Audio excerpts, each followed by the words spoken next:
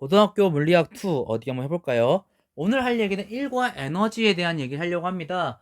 우리가 중3 때부터 계속 1과 에너지 얘기했고요. 고등학교 2학년 물리 1에서도 얘기했고요. 이제 또 1과 에너지 정리 또 얘기하려고 하는데 이번에 얘기할 얘기는 평면상에서의 1과 에너지를 주로 얘기할 것 같습니다. 1. 우리가 처음 얘기했던 것처럼 힘의 방향으로 물체가 움직였을 때 우리는 이 물체의 그 힘은 이 물체에 1을 했다라고 정의한다고 했었죠. 다만 힘의 방향과 이동한 방향이 나란하지 않을 수 있기 때문에 코사인 제타 곱해준다는 거, 그때 단위는 주를 사용한다는 거 잊지 않으셨을 것 같습니다. 1. 운동에너지 정리입니다. 1의 양은 운동에너지로 변환된다. 우리가 물 원에서 자세히 얘를 증명했기 때문에 더 자세히는 얘기하지 않겠고요. 참고해 주시면 좋을 것 같아요. 힘의 방향과 운동 방향이 같다면 운동 에너지가 증가하고요. 힘의 방향과 운동 방향이 반대 방향이라면 운동 에너지는 감소합니다. 자, 중력이 자유낙하하는 물체의 한일입니다. 달리 말하면 중력 포텐셜 에너지의 변화만큼이 운동 에너지의 변화량이 된다. 그래서 이걸 가지고 우리가 어떤 얘기를 했나요? 네, 처음 역학적 에너지와 나중 역학적 에너지는 같다라는 얘기도 했었죠. 자, 마찰력의 물체 한일, 이게 좀 새롭게 들어간 얘기인데요. 물체의 크기가 F로 일정한 마찰력이 작용합니다. 다만 마찰력의 방향은 어딜까요? 우리가 중학교 1학년 때 배웠는데 네. 물체 운동 방향의 반대 방향으로 마찰력이 작용해요. 우리가 음의 일을 한다고도 얘기하는데요. 네. 운동 방향과 마찰력 힘 방향이 반대이니 운동 에너지는 감소하겠죠. 달리 말하면 운동 방향으로 가려고 하는데 반대 방향 힘이 작용하니 속력이 줄어들 거예요. 처음 속력과 나중 속력 비교했을 때 처음 속력이 나중 속력보다 더 큰, 그러니까 나중 속력이 줄어드는 운동이 되겠고요. 운동 에너지는 감소한다. 자, 포물선 운동 볼게요. 공기 저항이나 마찰 등은 무시합니다. 수평면에서 중력 포텐셜 에너지를 0이라고 할게요. 자, 여기서부터는 우리가 앞에서 봤던 물체의 운동 1에서 봤던 포물선 운동에서의 등가속도 운동, 등속도 운동 내용이 다 나와요. 다시 한번 지금 얘가 이해가 안 되는 친구들은 그 내용부터 다시 한번 점검해 보시길 바랍니다. 물체가 던져진 수평면에서 딱 기준점에서의 역학적 에너지, 수평면에서의 중력 포텐셜 에너지를 0이라고 우리가 가정했기 때문에 중력 포텐셜 에너지 0이 되겠고요. 운동 에너지 2분의 1 처음 속력의 제곱만큼 될 겁니다. 2분의 1 m 곱하기 처음 속력의 제곱. 하지만 처음 속력의 제곱은 역시 x축 방향의 속력과 y축 방향의 속력 나누어지는 거 기억나시죠? 달리 말하면 운동 에너지는 x축 방향의 운동 에너지와 y축 방향의 운동 에너지를 둘 다 고려해야 된다는 얘기죠. 임의의 시간 t에서의 물체의 역학적 에너지입니다. 네, X축 방향으로는 등속도 운동하기 때문에 속력은 똑같이 V5X가 될 거고요. Y축 방향의 속력은 처음 속력은 V5Y였지만 아랫방향으로 G라고 하는 중력 가속도 혹은 중력이 작용하기 때문에 마이너스 GT, V0Y 마이너스 GT가 Y축 방향의 속도가 되겠으며 그때 위치 변화량은 V0YT 마이너스 2분의 1 GT 제곱이 되겠죠. 그래서 포텐셜 에너지는 mgy. 근데 그때 y는 우리가 앞에서 봤던 식하고 식을 넣어주면 되겠고요. 운동 에너지 역시 x축 방향의 운동 에너지와 y축 방향의 운동 에너지 둘의 합이 될 겁니다. 그래서 역학적 에너지는 따따딱 나오고요. 그 값을 계산해주면 처음 역학적 에너지와 같다라는 거, 즉 역학적 에너지는 보존된다라는 거. 자, 임의의 높이 y에서 물체의 역학적 에너지 역시 그때의 x축 방향의 운동 에너지와 y축 방향의 운동 에너지의 합, 그리고 중력 포텐셜 에너지의 합이 되겠습니다. 다만 최고 높이에서는 어떻게 되느냐? 옆에 그래프도 준비했는데요. 최고 높이에서는 속력이 0이 되지 않아요. 우리가 자유낙하하거나 연지 위로 던지는 물체 운동 같은 경우에는 최고 높이에서의 속력이 0이 됐어요. 하지만 여전히 X축 방향으로 속력이 있기 때문에, X축 방향의 속도가 있기 때문에 그때 값은 0이 되지 않습니다. 운동 에너지가 0이 되지 않습니다. 즉 역학적 에너지 어떻게 계산할 수 있냐? 어차피 보존될 거니까 처음 역학적 에너지는 처음 운동 에너지가 되겠고요. 그거는 최고 높이에서의 중력 포텐셜 에너지, 그리고 그때 역학적 에너지, 그때 운동 에너지인 2분의 1 m v5x 제곱. x축 방향의 속력은 계속 있다는 거 잊지 마시기 바랍니다. 자, 이번엔 단진자 운동을 볼게요. 단진자 운동은 질량을 무시할 수 있는 줄에다가 줄이 질량을 무시할 수 있는 줄이에요. 거기다 작은 물체를 매달아서 작은 진폭에 놓으면 물체는 연직면에서 왕복 운동합니다. 물론 마찰과 공기 저항이 없는 상황에서 아래 방향으로 중력이 지구 중심 방향으로 중력이 작용 때문에 그 중력에 의해서 복원력 원래 모양으로 원래 안정한 상태로 돌아가려고 하는 복원력 때문에 계속 왕복 운동을 하게 돼요. 출발점에서 중심적으로 이동하는 동안에는 역학적 에너지가 계속 보존되지만 중력 포텐셜 에너지가 운동 에너지로 바뀌고요. 중심점에서 위로 운동할 때는 운동 에너지가 중력 포텐셜 에너지로 바뀝니다. 그래서 진동 중심에서 그러니까 즉 최하점에서는 운동 에너지가 최대인 복원력과 수평 방향으로의 가속 속도가 0입니다. 힘이 작용하지 않는 상태예요. 순간적으로 Y축 방향으로 힘은 작용하지 않는 상태. 순간적으로 가속도가 0인 상태. V가 속력이 최대가 된 상태로서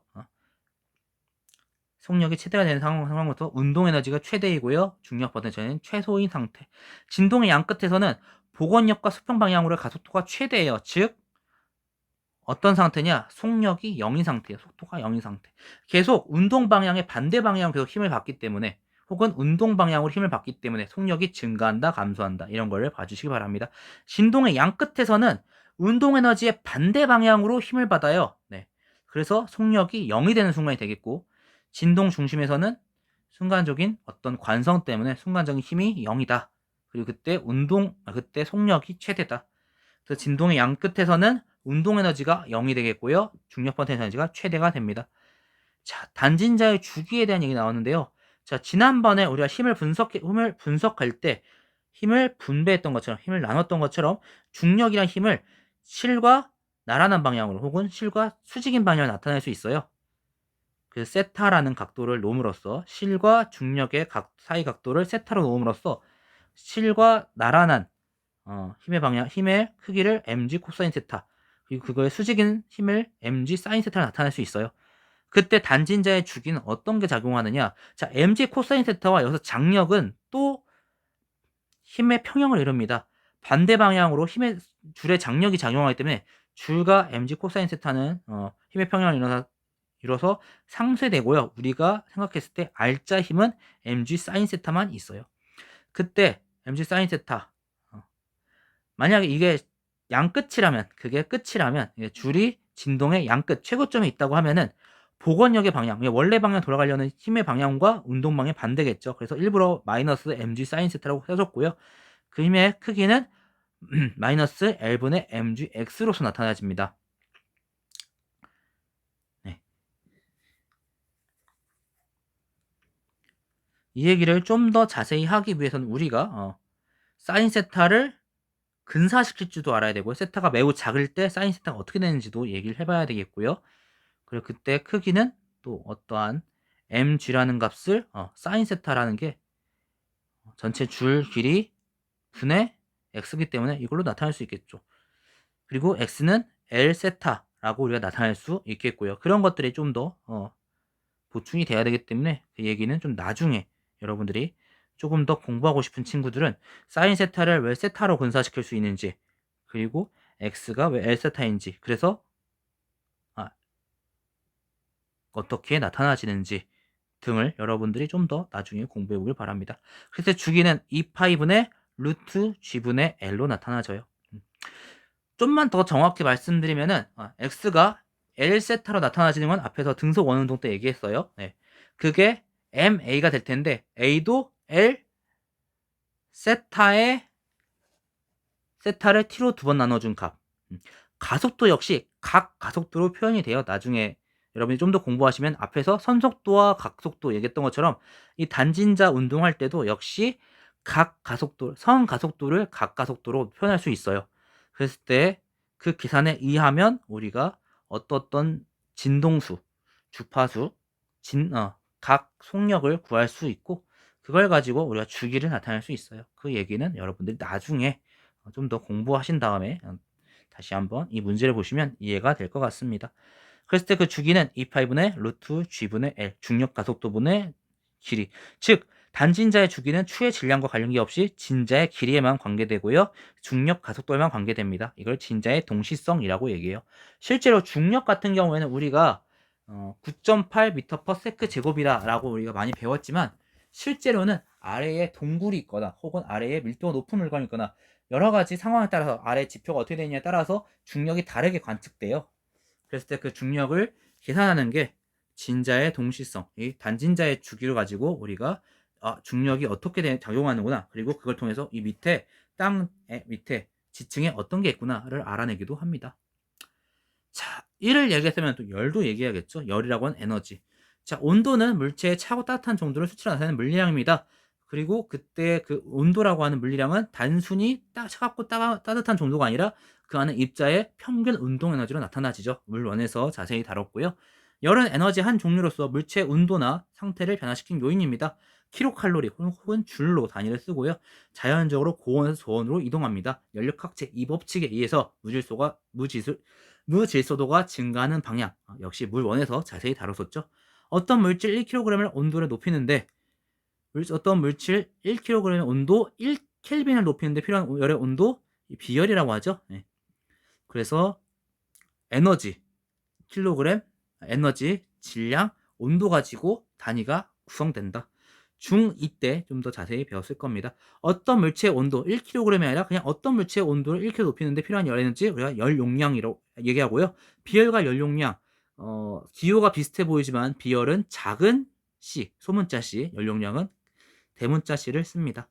그랬을 때 당연히 킬로그램이라는 단위가 없어졌으니까 줄 퍼 켈빈, 줄 퍼 도, 혹은 킬로칼로리분의 켈빈, 킬로칼로리분의 도로 쓰겠죠.